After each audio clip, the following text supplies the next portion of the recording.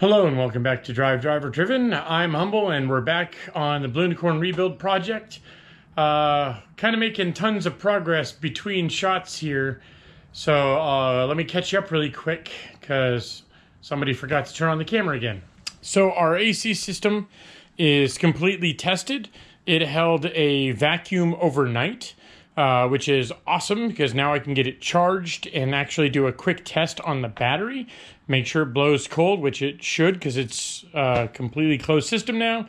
I can verify that our speeds for both the fan and the compressor work like the schematics say they work. And then I can check that off of the list, which is going to be awesome.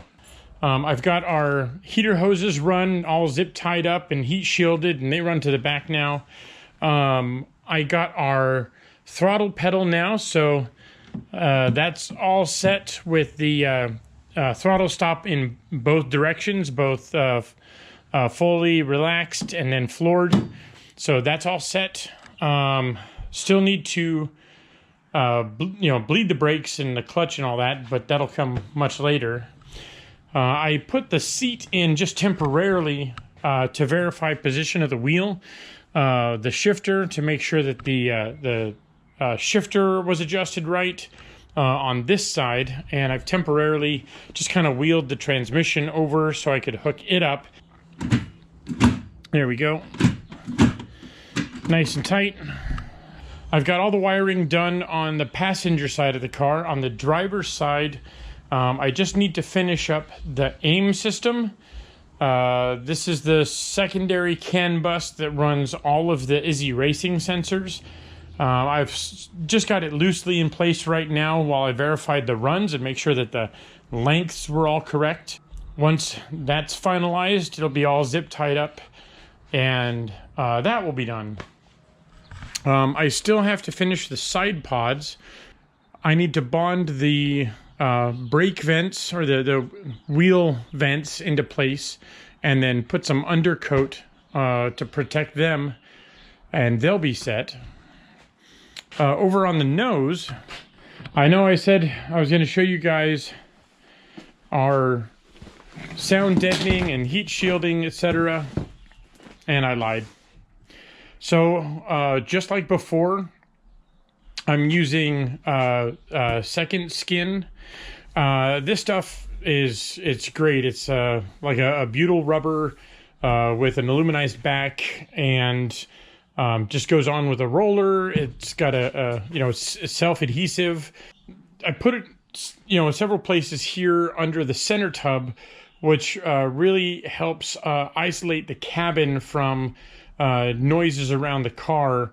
Especially up in this area, up in the nose on the sides here, which is where you'll get some noise intrusion from both other cars on the road, or if you're driving next to a K-rail, you'll get a lot of sound coming through this area. And then on the back bulkhead area, sort of on the wings here, which is just to fill in the gaps between our rear bulkhead, which has a nice coating on it, and then these side panels here. I'm sure you've already noticed, but I've got a nice black Alcantara headliner in. Normally with the Ultimas, at least in the Ultima kit, they do not provide anything that goes on in this area. Usually what you might do is hit it with like a satin black paint or something like that. Mostly because in the car, this area in the middle, this part of the roll cage basically hides a lot of this beautiful work. But it comes down here in the A-pillars, and while it might be hidden by the roll cage, I really liked the way this looked. It gives the center tub a much more finished look when you do peek around the tubing. And then like last time, the rear bulkhead will have a black carpet. So this whole thing just sort of melts away behind the cage, and it helps give the interior a really, really finished look. So yeah, you sort of go through a lot of it just for, these small areas, but I think at least that the look is worthwhile. And then the reason you got all these little cuts and wings here is you fold them over when you put the seal on, and then you cut off the excess, and that also helps hold this headliner in place. And of course there's already Kumo fur up in there, so that's just going to be a staple from now on. Last piece on the dash is I still need to cut a hole for our steering wheel and put the Alcantara dash cover on, and that's going to be easier to do once we have the center tub flipped over. Because I need to cut the dash still for the steering wheel, what I might do is wait until we get this in the car, cut the hole for the steering wheel, and then apply our dash cover just to make sure that it doesn't get messed up in the process of cutting those holes. I just wanted to add a couple quick notes about the headliner and the headliner installation process before I move on, sort of while they're fresh in memory. When I was installing the headliner, I sort of laid the material out from the back, draped through the middle, and then onto the front, and I held it in place with some clamps up here and some clamps in the back, and that just helped make it a little more manageable. Previously, the last go around, I used a 3M spray adhesive, and I sprayed both the center tub as well as the back of the material before laying it in. This time I actually used the glue that Ultima supplies, this stuff here, and I use that for the headliner, as well as I'll probably use it for the carpets inside the car too, and see how that works, just for differentiation. I really wanted to see how this glue holds up, because several other builders have used it over time. Man, I can't stop touching this stuff. It's so cool. In a previous video, I mentioned this little area up. Oh, there you go.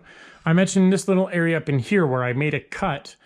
And now that I've got the headliner in place, you can see how I just tucked it up in there and I cut off the excess.